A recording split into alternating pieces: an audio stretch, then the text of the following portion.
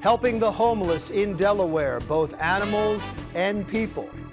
And do you want to be an astronaut? We've got the place for you to start in Delaware. This is the Delaware Way. I'm Larry Menti. Welcome to the Delaware Way. For those of you who care about animals in Delaware, you're going to love this first segment, because just recently, animal control and animal care in Delaware has made news because the state has taken over animal control. So how does that affect agencies throughout the state? We'll talk about that and more with Patrick Carroll, who is Executive Director of the Delaware Humane Association. We'll also get to your new adoption center in just 1 minute, but I want to talk about this only because it made headlines. It was in the News Journal, it was on Delaware Online and some of the TV stations. What exactly happened? So the state decided we're going to do this ourselves now? Well, what really happened is that a couple of years ago, the governor created an animal welfare task force to take a look at what's happening with animal welfare in Delaware. There was some fragmentation going on. The public was confused about who to go to for what. And even as an organization, we often were confused about who does what. So the main recommendation from that task force was to create an Office of Animal Welfare for the state.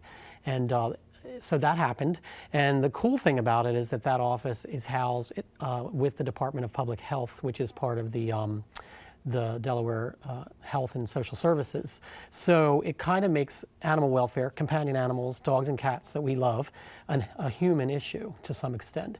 And just to give you an idea, before that, it was just fragmented. If you dealt with rabies control, it had to do with the Department of Agriculture.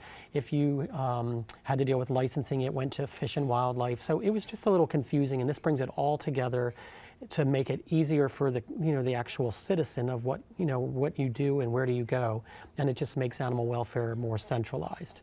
So you see this as a good thing? Yes, it's a good thing. I've worked all across the country. Sure. I've worked in several states.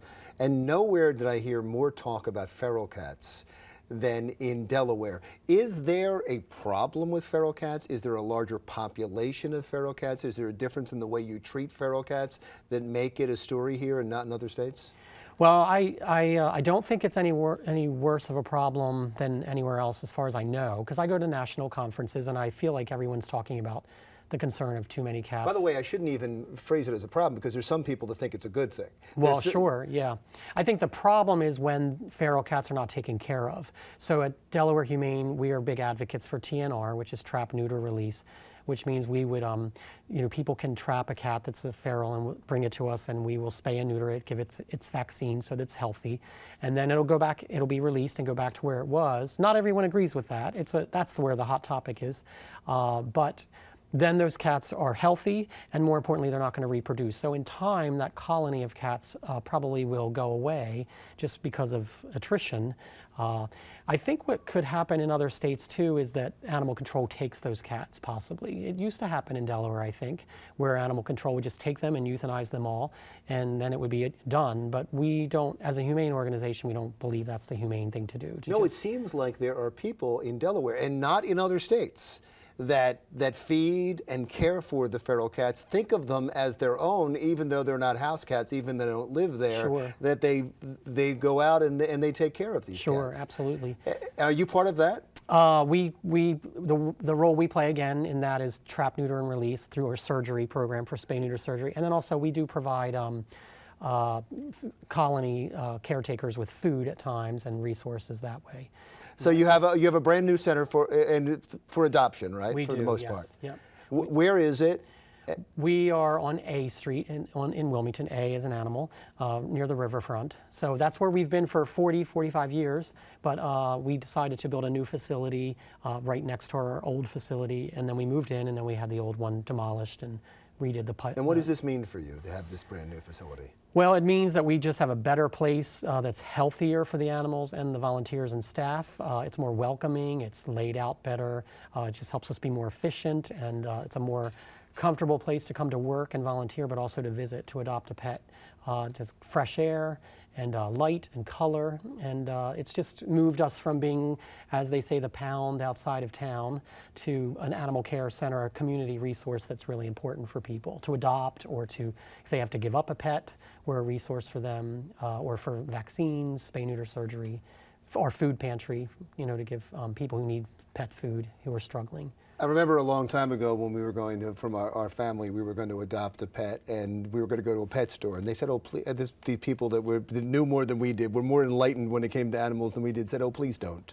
Right. Please go to the Humane Association. Please go to a shelter and adopt." And I would imagine you'd have the same message. Sure, absolutely. Mainly because we have I think there's a misconception sometimes that we just have broken animals or animals with issues or undesirable animals, but the truth is, people have to give up a pet for many, many reasons, and they also may have lost their pet because it got out and it's a stray and then never was found. So the truth is, we have great dogs and cats who just need another chance, a second chance. Lots of variety, and they're grateful.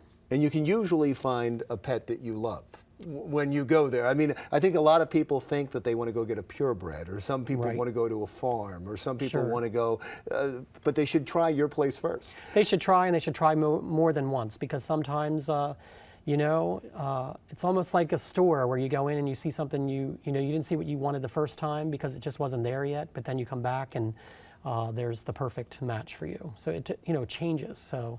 I would urge people not to give up. Yeah, we have a shelter dog at home, and it's by far the best dog we ever had. We are so happy. Great. Patrick, thank you so much for coming in. How can people find out more? By the way, do you put the dogs online? Do you see pictures of them so people can just check you out online and see if there's a dog they want to adopt? Absolutely. Ours are all on adoptapet.com, but at our website, delawarehumane.org. Perfect. Thank you so much. Patrick Carroll, visit his new facility. Give the address one more time. 701 A Street in Wilmington. He's the executive director of the Delaware Humane Association. Stick around. We'll be right back with St. Patrick's Center. They help animals. St. Patrick's Center helps people in need. You'll learn more about them when we come right back.